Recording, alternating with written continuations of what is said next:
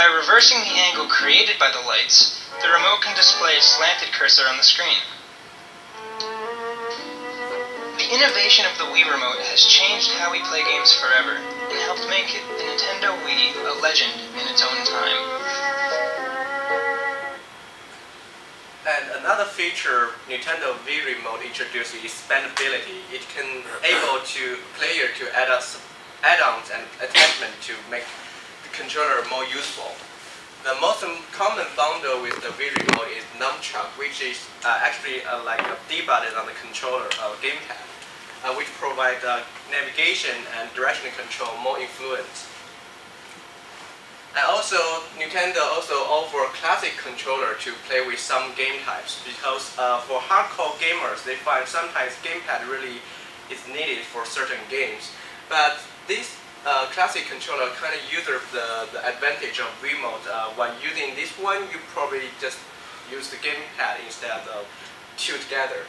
And they also offer Wii Zapper, which is like gun-shaped attachment, where use the pointing functionality of Wii Remote to play shooting games. And also, later on they introduced Motion Plus, which have a built-in gyroscope, make the motion sensing of Wii Remote more accurate. And also there's the Wii Wheel, which is very useful for racing games. But the wheel add nothing to, add no function to the Wii Remote, but the ergonomics. So Nintendo with this Wii Remote really see a big business success in the market. And this really encouraged the other two players in the gaming industry, Sony and Microsoft, to push their research to introduce their own motion controller. So therefore, 4 years after, a PlayStation Move was introduced by Sony. And it's also a motion control device and have a motion sensing and a location tracking ability. And it also have it's bundled with the PlayStation Eye, with the camera. And as you can see here, the shape of the Move is quite similar to that of Wii Remote. But it's a little bit more complicated and have more sensors built in. So let's go inside and have a look. The first thing you probably have already noticed the huge bulb on top of the PlayStation Move, which is a plastic shell covering 3 LEDs underneath, which the LEDs will light up in different colors chosen by the system during gameplay. And inside the main body of PlayStation Move, you can find a rechargeable battery. It also has a small motor built in to provide a rumble effect. And here is the motherboard. The front side, the top part have all the button contacts, and the bottom part have the chips built in where the accelerometers and gyroscope are located. And because PlayStation Move do some local computing before sending data to the main console, on the back of the motherboard you can find the ARM chip. And the ARM chip is responsible for collecting all the data collected by the sensors and do some local processing before sending out. And on the other side, as I mentioned before, there's the gyroscope and accelerometers. And also there's the Bluetooth chip, and there's a magnetometer as well. So, as I mentioned earlier, there is an area of 3 LEDs to light up the orb during gameplay, which can be then seen by this PlayStation Eye. It's actually an upgraded version of a webcam, which large lens and autofocus.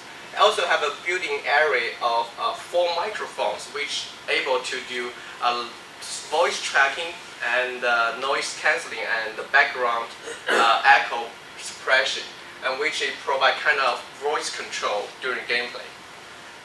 So again, how does it all work together?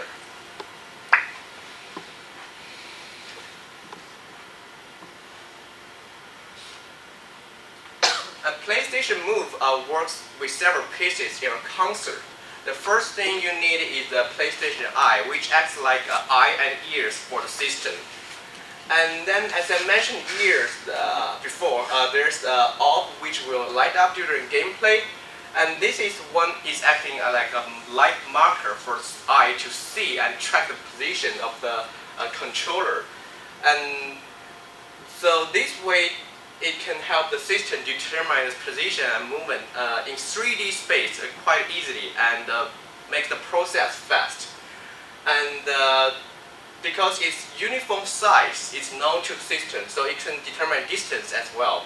So the ball move left to right is x-axis, up and down the y-axis, and it gets bigger or smaller than the z-axis. So therefore, system know the controller in a 3D space. And in more than that, because the light color can be chosen by tuning the 3 LEDs, system can decide which color to show up during games for it easier to catch by the PlayStation Eye. And also by using different colors, up to 4 controllers can play at the same time, and the system can distinguish one to each other. And another feature PlayStation Move share with Wii Remote is the motion sensing. It's using the same device as the accelerometer to detect linear movements. And accelerometer using concept of the capacitance change to detect linear movements. But more than that, PlayStation Move also can detect angular rotation or rotation movement because it has a built-in gyroscope. And there are some images I will show you the gyroscope on the microscope. So with the accelerometer with 3 linear movement and gyroscope provides 3 axes of the rotation movement. So PlayStation Move can literally catch any complex movement a player can do. And here some images show the gyroscope on the microscope. And in addition to these motion sensors, PlayStation Move also have a magnetometer built in, which can detect the magnetic field against the Earth. This is helpful to help Move to correct some errors when player play around with the controller during the play. The magnetic can correct some drifting error for motions. And this technology is based on the concept of Hall effect. So therefore, you have seen that PlayStation Move has some similarity with the Wii Remote, but also built on some other advanced technology to make it better. And also, same as the Wii Remote, it also can expand by some add-ons, such as the navigation controller, which is function most like the left half of a traditional game controller, providing a navigation functionality. And it also have a motion sensor built in to detect motion and tilting. And there's also a charging station which can charge up 2 devices at the same time, released by the PlayStation. And for shooting games, Sony also have the shooting attachment, make the game more intuitive for fighting and shooting games. So, though PlayStation Move improved the functionality as a motion controller better than the Wii Remote, it still requires user to have a controller in your hand. And Microsoft come up their own motion controller in a very different approach, which they put it as the without a controller-free type controller, and that is Kinect, which is released 2 months after PlayStation Move. It also has location and motion sensing ability, but the way they do it, they features one regular RGB camera, which for red, green, blue, and also it has the IR camera and the IR emitter for infrared detecting. And also, because you don't have a controller in hand anymore, they support voice control as well, the Kinect. And as you can see from this graph, the Kinect is definitely more complicated than Wii Remote or PlayStation Move. And there's 3 motherboards out there providing local computing for Kinect. So let's go one by one again. First, there's the base. Kinect sits on base, which have a motor and 3 gears, which allow the sensor bar to tilt during gameplay and able to track player during gameplay, even you are moving around in the room. And the shape of the sensor bar is quite long and slim, so therefore forced Microsoft to split up the motherboard in 3 pieces and stack them together. And also because there's a lot of local computing there, it requires a fan on one side to cool down the system when it's being used. And here are the parts where I call them the eyes and ears for Kinect. It has a set of 2 cameras from left to right, the regular camera, the IR camera, and the IR emitter. And also have area of 4 microphones, 3 on one side and 1 on the other, providing voice control functionality. And here are the brain or the motherboard of the Kinect. The top one is the computing board or the processor board, which do data gathering and data process before sending out to the main console. And the middle one is the image processing board, where it collects all the image captured by the 2 cameras and process image before sending to the main computing chip. And this one is the audio board, where it have the audio interface and also a accelerometer here. So again, how does it all work together as a single piece?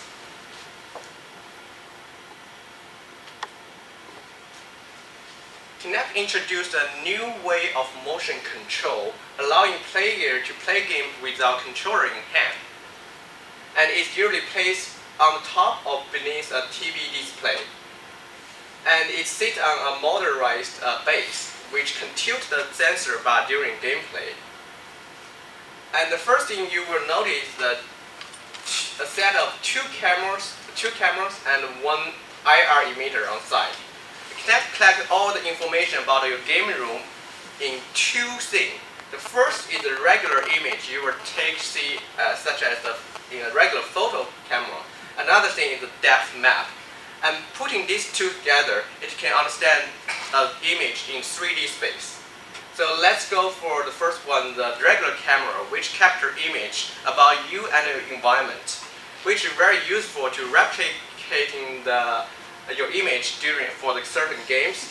And this is quite nice. It's necessary, but not really exciting.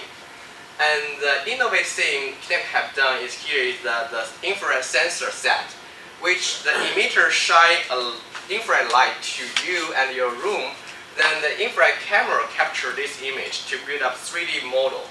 And a lot of you probably haven't seen like infrared image, but the key here is this infrared emitter. It doesn't just simply shine like infrared beams like a remote to the room. It's actually shine a constructed pattern of infrared lights to all the room. And this technology is actually developed by a company in Israel called PrimeSense.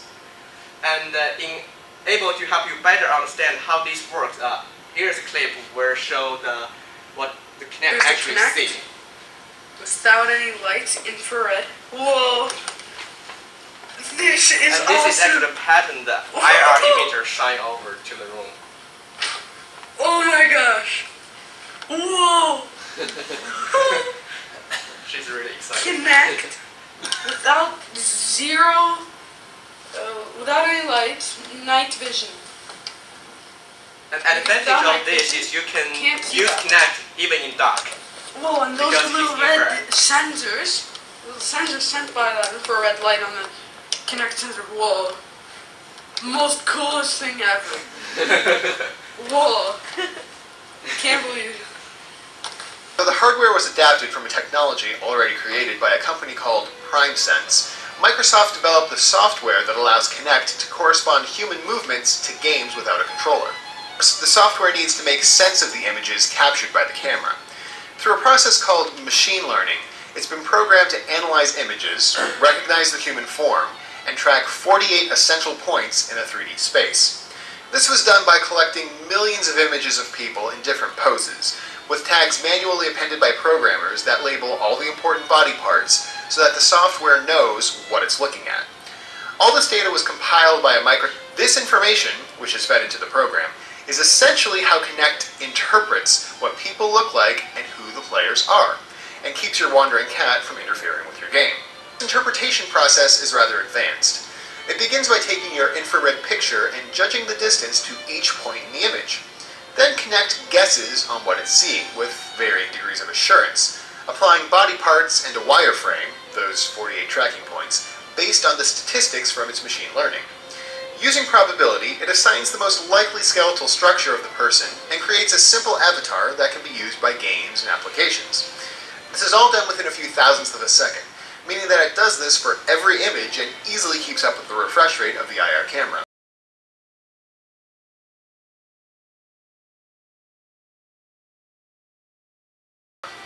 Frames per second. It's this motion of the 3D avatar that's analyzed to determine the gestures you use to control the game. Kinect also has a few nifty features to complete your new controller-free existence. For example, it can use your most recent frames of previous movement to make an educated guess as to your current state, even if, say, your arm is obstructed by your body for a short period of time.